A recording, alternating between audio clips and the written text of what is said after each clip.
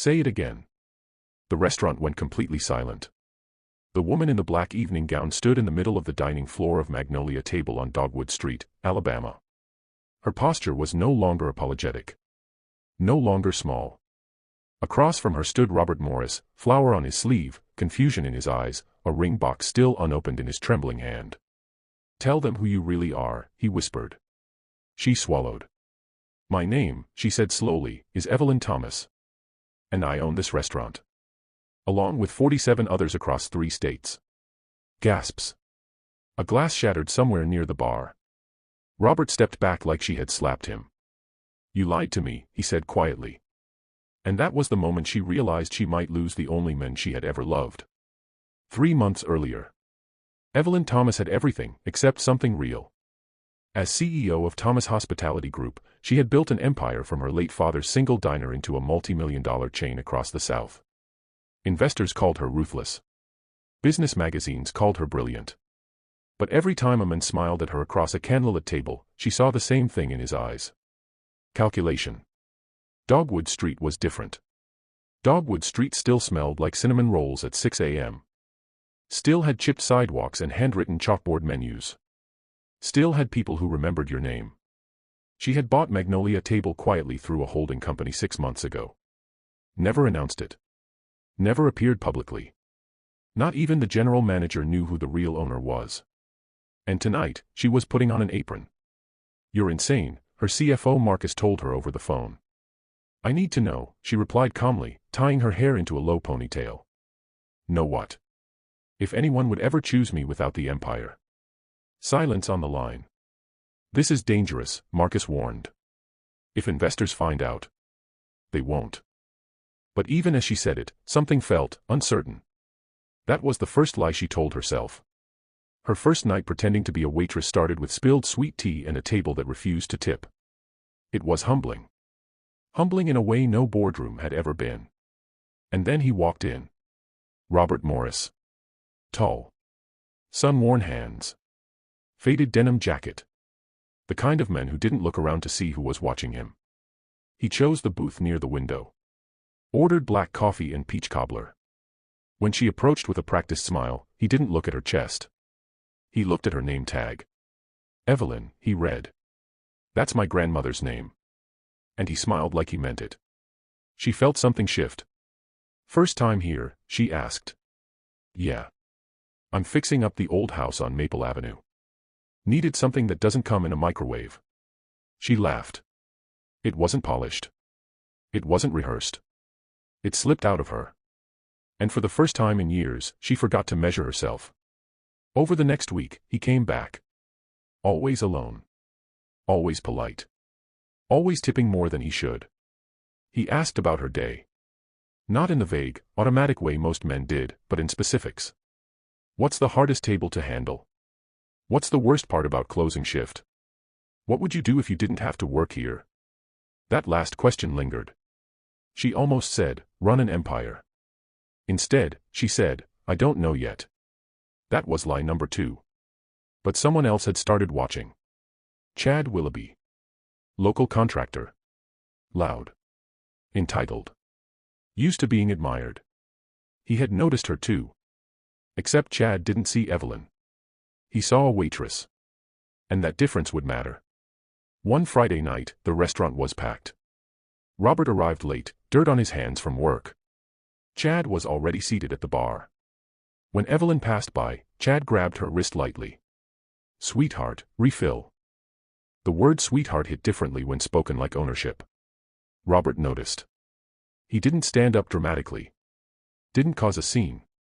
He simply said, calm and firm, "Let go of her." Chad smirked. "Stay out of it." Robert stood anyway. Not aggressive. Not loud. Just steady. And Chad released her. Evelyn realized something terrifying. Robert didn't protect her because she was powerful. He protected her because he believed she mattered. Without knowing who she was. That night, she couldn't sleep.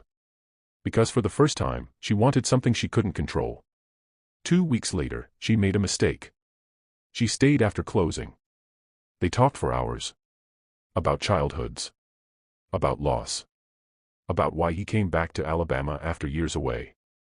My dad got sick, he admitted quietly. I wanted to be here before it was too late. There was something unpolished about his honesty. No performance. No strategy. Just truth. He walked her to her car. Old sedan. Rented under a false name. Evelyn, he said carefully, I don't know your whole story. But I'd like to. Her pulse stumbled. She almost told him. Almost said. I'm not who you think I am. Instead she said, then ask me again tomorrow. The next morning, a headline hit regional business news. Thomas Hospitality Group expanding quietly in rural Alabama. There was a blurry photo of Magnolia table attached. Her stomach dropped. Marcus called immediately. Investors are sniffing around. They want to know why you're personally involved in that location. I'm not, she said too quickly. Evelyn, Marcus warned, if this becomes public while you're pretending to be staff. I can handle it.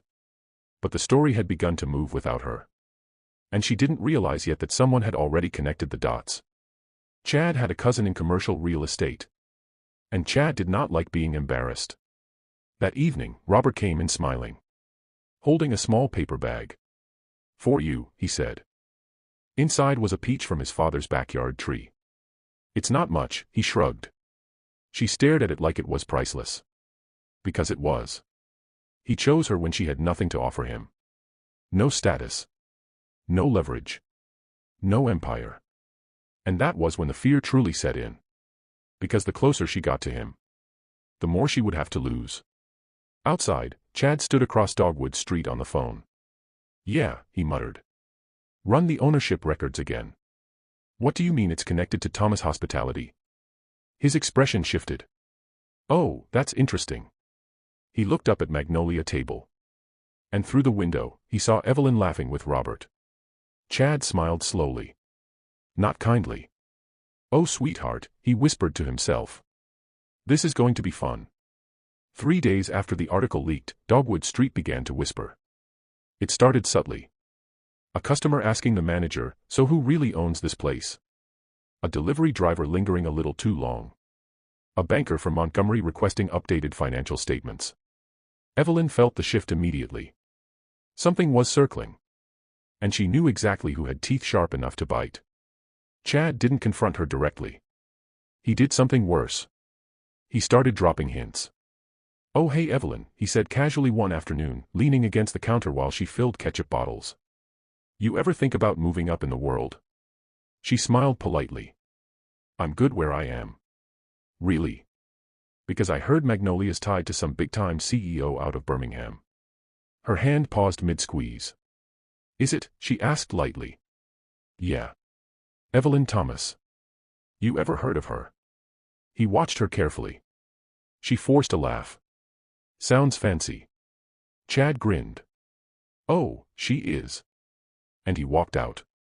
That night, Marcus called again. They've scheduled an investor visit. Her chest tightened. When? Friday. It was Tuesday. 3 days. 3 days before executives in tailored suits walked into the restaurant where she was pretending to refill sweet tea. If you're there when they arrive. I won't be. And Robert. She didn't answer. Because that was the real problem. Robert had started staying longer after closing. Started bringing her coffee before her shift. Started looking at her like he was building something permanent. And she had let herself believe in it. Wednesday night. Robert arrived quieter than usual. Everything okay? She asked. He hesitated. I ran into Chad earlier. Her pulse stumbled. He mentioned something strange. She forced calm. Chad mentions a lot of strange things. Robert studied her face. He said you're not who you say you are. Silence. The restaurant noise blurred. This was the first crack. What does that even mean? She asked carefully. He said you're playing a part. Her stomach turned. And do you believe him? Robert held her gaze. I don't know. That hurt more than accusation would have. Because doubt meant the foundation wasn't solid yet. And she was the one who built it on sand. Thursday morning. Countdown, 24 hours. Marcus texted. Investors confirmed. 11 a.m. Her shift started at 10. She considered quitting. Disappearing. Leaving town before Friday. But then Robert walked in with a small cardboard box. "What's that?" she asked. He looked nervous. "Open it." Inside was a simple silver necklace. Nothing extravagant. Just delicate. "My mom used to say," he began slowly, "if you find someone who makes you forget to pretend, don't lose them." Her throat tightened. "I don't have much," he added. "But I know what feels real." The word real landed like a blade. She had built an empire on control. But here, with him, she had none. "I don't care if you're hiding something," he said gently. "Everyone hides something. I need to know it's not about me." And that was the moment. She could tell him. Right there. Before it became betrayal. Before it exploded publicly. But fear whispered. "If he knows, he'll treat you differently." And she wasn't ready to see that look in his eyes. "It's not about you," she said softly. Lie number 3. Thursday night. Chad made his move. He walked in with 2 men in suits. Loud. Overconfident. "Gentlemen," he announced, "this is the famous Magnolia table." Evelyn froze when she saw the briefcases. They weren't investors. They were reporters. One raised a camera. Flash. "What's your name?" one asked her. "Evelyn," she replied automatically. "Just Evelyn." Chad smirked. "Ask her last name." Robert stood up from his booth. "Back off," he said sharply. But the reporter's eyes lit up. "Are you Evelyn Thomas?" The restaurant went silent. Every fork paused midair. Her mind raced. If she denied it and it leaked tomorrow? If she confirmed it now? Robert stared at her. Not angry. Not yet. Just waiting. Waiting for the truth. "Answer the question," the reporter pressed. Chad folded his arms. And that's when she saw it. He didn't just want to expose her. He wanted to watch Robert realize he'd been fooled. She could almost see the headline forming. CEO pretends to be waitress to spy on locals. Humiliation. Mockery. Investors pulling back. Robert walking away. All at once. She stepped back slowly. No comment. Flash. Flash. Flash. Robert's jaw tightened. And she saw it. The fracture. Friday morning. Headline live. Billionaire CEO secretly working as waitress in small-town Alabama. Her photo was everywhere. Board members were calling. Investors furious. Marcus texted. "You need to control this narrative now." But there was something worse. Robert hadn't answered her messages. She drove to Maple Avenue. His truck was outside. She knocked. He opened the door slowly. No anger in his eyes now. Just something quieter. "You could have told me," he said. "I wanted to. But you didn't." She stepped inside. "I needed to know you like me for me." He let out a hollow laugh. "For you?" "Yes." "Evelyn," he said gently, "you don't stop being you because you take off a blazer." The words hit hard. "I didn't care about your money," he continued. "I cared that you trusted me." And there it was. Not greed. Not intimidation. Not ego. Just hurt. "I was going to tell you," she whispered. "When?" She didn't have an answer. Silence filled the space. "I don't know who you are anymore," he said finally. And that sentence nearly broke her. Meanwhile, Chad wasn't done. He posted online. "Wonder what other secrets she's hiding." Speculation spread fast. Was she spying on employees? Testing loyalty? Mocking the town? Narrative spiral quickly when truth hesitates. Marcus called again. Emergency board meeting. Tonight. Countdown, 8 hours. If investors believe this was manipulation, Marcus warned, you could lose voting control. She felt the ground shift. Not just her love. Her company. Her father's legacy. Everything. That evening, before the board meeting, she drove back to Magnolia. Empty. Lights dimmed. She stood in the center of the dining floor. The place where she had laughed. Where she had felt seen. And she realized something devastating. She hadn't come to find love. She had come to test it. And real love doesn't survive being tested like a product. Her phone buzzed.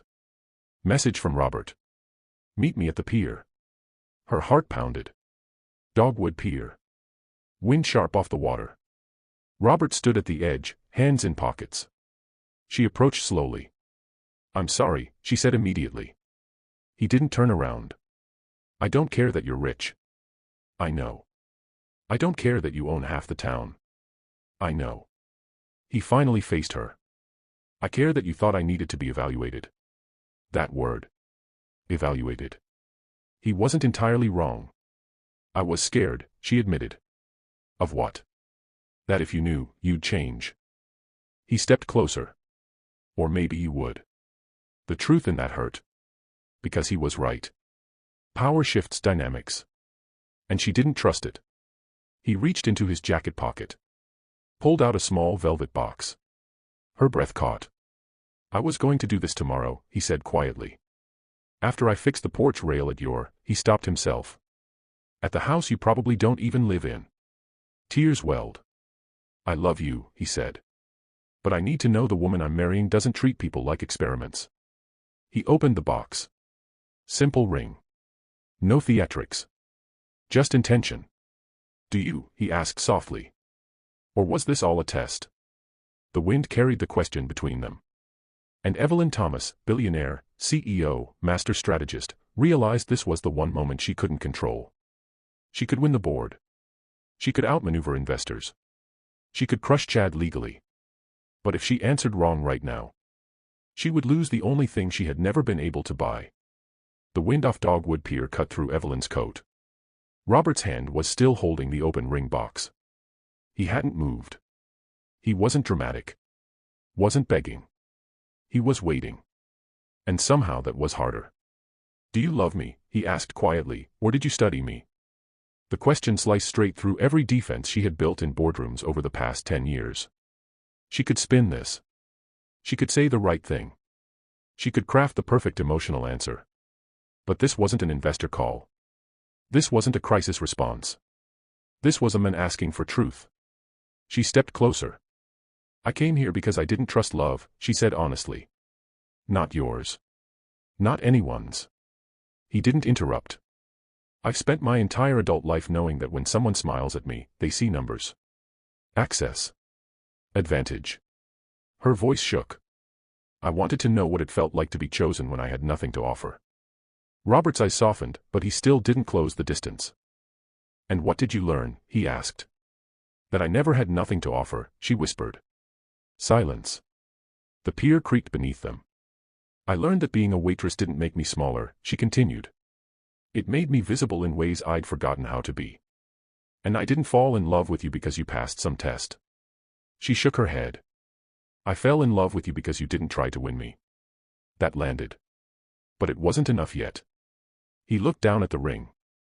You still didn't trust me. No, she admitted. I didn't.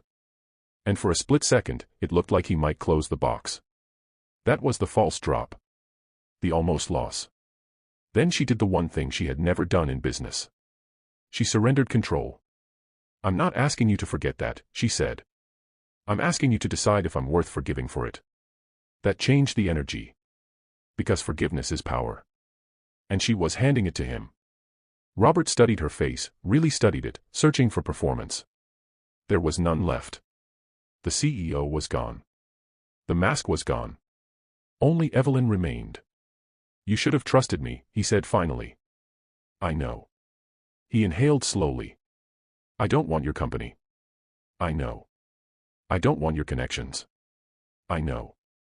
He stepped forward. I just want you. And that was when the tears came, not dramatic, not cinematic, just relief breaking through restraint. He closed the ring box. Her heart dropped. Then he smiled slightly. I'm not proposing tonight. Her breath caught. I'm proposing when I know we're standing on truth. Not fear. But I'm not walking away either. And that was the first real victory.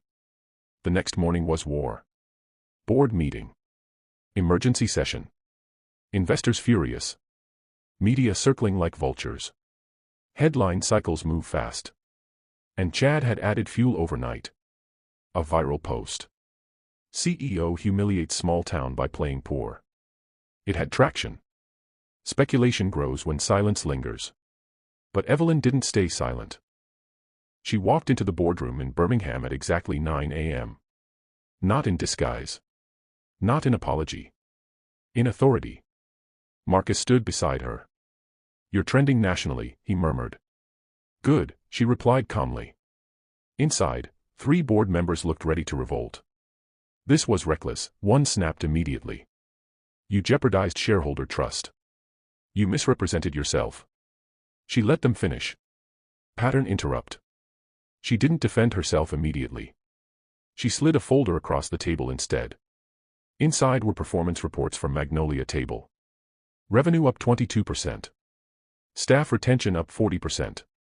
Customer satisfaction highest in the region. "I didn't humiliate a town," she said evenly. "I invested in it." She clicked the remote. Screen lit up. Photos. Of staff bonuses distributed anonymously. Of renovations funded quietly. Of local supplier contracts signed without corporate markup. "I didn't spy on employees," she continued.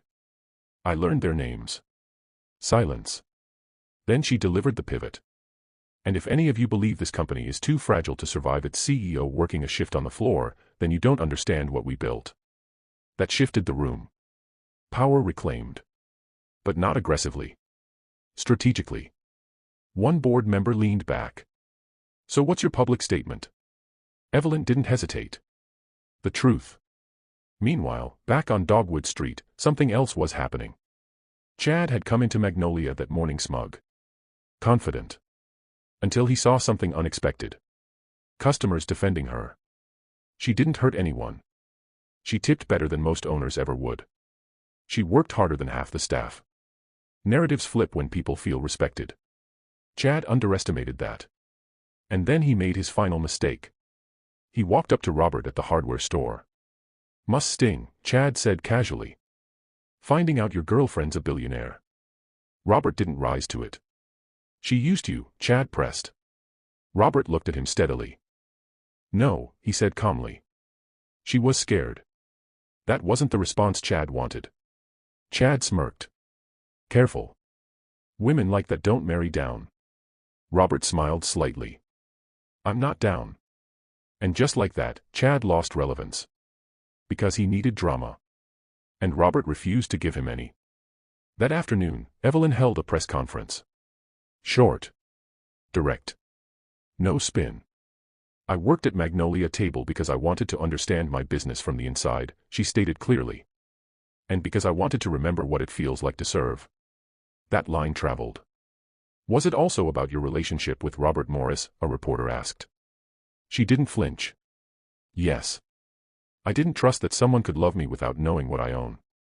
Cameras clicked. "And I was wrong to hide that."